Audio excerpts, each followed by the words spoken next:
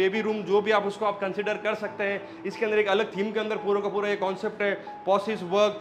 ये आप देख सकते हैं वार्डरोब, और यहाँ मेरे फ्रंट के अंदर काफ़ी स्टाइलिश और काफ़ी सुंदर यहाँ पे आपको टीवी पैनल देखने को मिलेगा।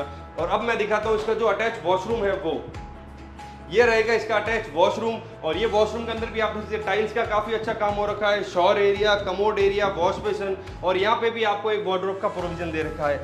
ये है पूरा 28 बाई 59 साइज के अंदर, जो कि रहेगा नॉर्थ फेसिंग का हाउस। ये पूरा 4 BHK का हाउस रहने वाला है। और अगर मैं इसके लोकेशन की बात करूं तो ये रहेगा पाल रोड के अंदर। फ्रंट के अंदर 30 फीट की रोड रहेगी, JD अप्रूव्ड प्रॉपर्टी रहने वाली है। अगर आप इस प्रॉपर्टी की विजिट करना चाहते हैं, इस प्रॉपर्टी को आप खरीदना चाहते हैं, तो जल्दी से